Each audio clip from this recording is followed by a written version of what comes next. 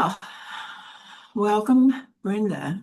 This is Mary Huber, and we're both here to give an insight that people don't usually hear about. And I thought we could look at the spiritual aspects of the weather, because so many people have had bad weather this, I guess, season, and we're coming out of it now.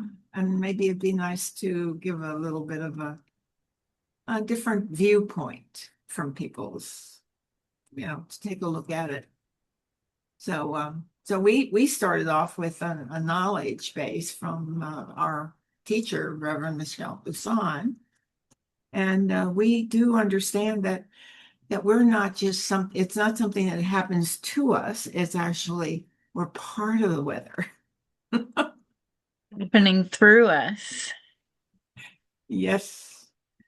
So I know different areas of the country are having different situations, but we're not here as meteorologists. I just want to make that really clear. This is our relationship to what goes on in the world and nature, and the weather is one of the bigger factors that we deal with in nature. So I know it has big implications in people's lives. And I don't know, because we are a whole continent apart, we probably have had a few different versions of the weather this year. You being on the East Coast, me being on the West Coast. Yes. So I remember one of the things that Michelle taught us was about how the earth absorbs all of our emotions and all of the negativity that we generate. The earth has to try to absorb and transmute. So I think that's one aspect that can affect the weather, right? Certainly the Earth's, tectonic plates, the movement, all of that broiling up from underground, can affect our weather patterns, or at least the um, geological aspects of the earth trying to transmute that energy. Yeah, and it's also sort of we co-create with God all the time. Always, our life is all about co-creating with our Creator. And that's part of what the co-creation process is about. We co-create our lives. And we do that as individuals, and we see ourselves as individuals, this thing happening to us when we don't realize that the global humanity has a consciousness that we're participating in as well. And that global consciousness is the part that does help nature itself move things in this world. And nature helps us to grow in many ways and talk about that kind of thing in nature, but it also sets the climate. We can use it as a metaphor as well for our lives and what we have to go through in any given period of time that might affect us, our behavior, our attitude, our and how we're moving about in the world that would help modify it, or sometimes it doesn't. So it's a very co-cooperative venture, I think, with what we call Mother Nature, which is really the great creator operating at a different level. Anyway, that's kind of where a kind of a summation that I came up with. I don't know how you see it from your end. Oh, there are a couple of aspects. The one is the earth of absorbing our negative energy and trying to transmute it. The other is um, how the earth supports us just by being in contact with it. Like science is showing about the negative ions and how that supports us, and just getting out walking barefoot. And now they have these grounding mats and grounding sheets, and it all comes from grounding to the earth, right? You can do it through the metal or the electricity um, grounding aspects, but the original one was just getting your feet in the sand or your toes in the earth, or um, salt, or some just the grass and the moss, and just sitting on a log could even be, you know, good for you, and how it supports our health in with those negative ions, and the completeness of our molecules, right? To try Absolutely. to balance our energy systems. So those were There the was, the two aspects of nature, and how the earth supports us, and the energy patterns. I guess the third one would be the energy patterns through the weather. I mean, we have some really horrendous weather patterns going on. I think the jet stream is also moving, right? It normally goes in just one pattern, but now it's kind of fluctuating. And we're seeing that in California, where we're getting these atmospheric rivers during the winter months where we usually hardly see any rain. And it's causing a lot of flooding, a lot of landslides, and then that water percolates down into the earth, and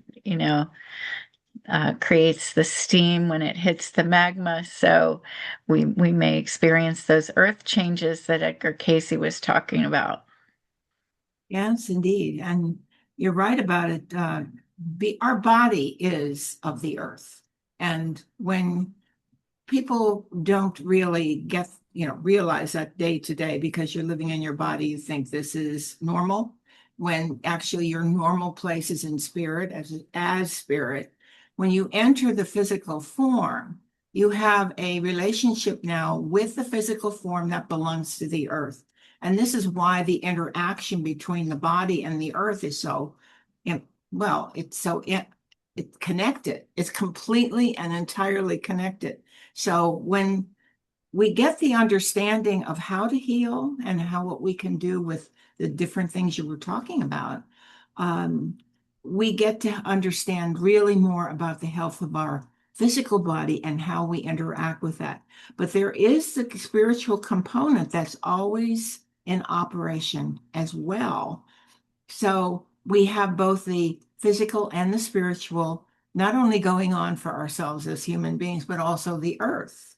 So we are operating at many different levels. And I think that when you're sitting and looking at the television, you're thinking, oh, here comes another storm.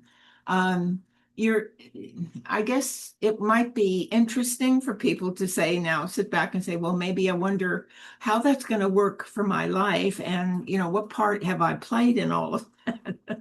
Which would be a whole different relationship to the earth, and through the weather. Because, in the Bible, Jesus commanded the storm to cease. And when they were in the boat, there are, he's not the only one that has done this in the world to command the weather.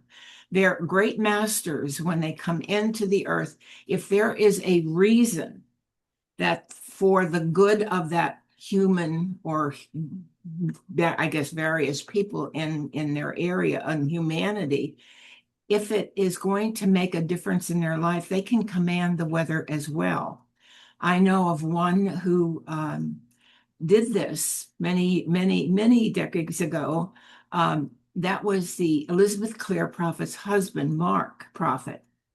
At Mhm. one point, he did, because of the condition of the people who were in going down a wrong spiritual road in his area, he called in a storm, and it forced the people to go into their homes and quiet down until the storm was over. And it helped them gear their thinking processes and calm their emotions down, so that by the time their physical storm was over, a lot of their spiritual and negativity was also settled because they were able to get a sit back and do some praying. I don't know how bad the storm was, but I do know that that was recorded in their records. And there must be many other masters who've come in the world to either stop something from happening or create something to happen because for the good of humanity. It really wasn't to nourish the earth. It wasn't to do anything to the earth. It was really about people and the progress of their soul on the planet. So it's interesting to look I around think wondering.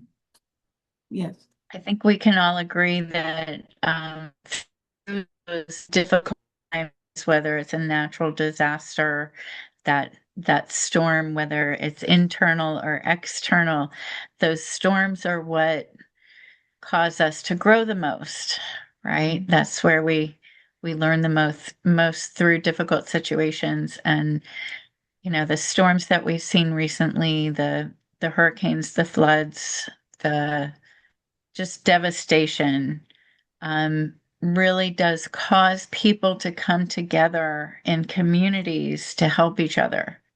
yes, So there's always that good that comes from the bad things that happen. yes. Um, and I think at the end of the day, that's really all God wants for us is to come together, help each other, right? Jesus taught to help each other, um, come to each other's aid. And without those storms, do we do that? Well, it's a challenge to our spiritual nature to stand up and do what we can do in order to help each other. It's also a warning from my perspective, it's a warning to humanity to not try to tinker with the weather as well, because the human being does not understand what nature understands about how things have to happen in order to have a balanced and healthy planet. And I don't know for sure. I'm not speaking from that I know that people have manipulated the weather, but they certainly have tried over time.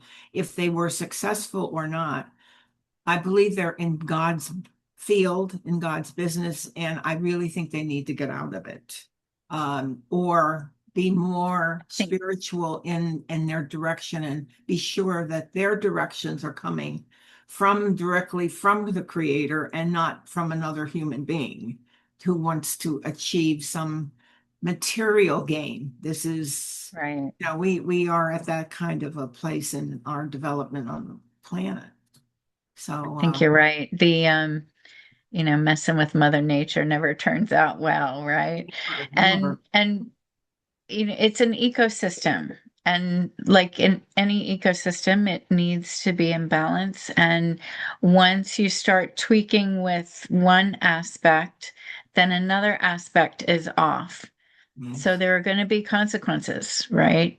So, um, so any little thing, and I do believe that they have been able to figure out how to seed storms. They have been able to figure out, at least with fracking, right? Fracking has caused more earthquakes. I've experienced it myself in Oklahoma, um, where there was a lot of fracking, and the increase in earthquakes was notable. So, um, it can cause not just little tweaks causing little variations in the weather, but little tweaks could cause big variations and big disasters in the weather as well. So, you never know what that consequence is going to be, taking those things into your own hands. So, um, yeah, Yeah, I think they're a lot further along than they're letting on, right? well, So, good warning. Good I'm warning. praying on that. I'm praying on that because unless the people who are in that kind of business at the higher levels of creation of massive kind of changes that humanity might have to, or the earth might have to experience, unless they are under God, unless they are spiritually inclined, unless they are praying every day, unless they are directed better, I really hope and pray that God will take everything in hand on God's side and create what needs to be created. Now, we know that the earth has been disturbed very much in its pollution, the kind of things that have happened, and there's so many wonderful souls here to try to reverse that. And I think they're doing great job with it, because when you start messing, as you said, with one area, it does affect other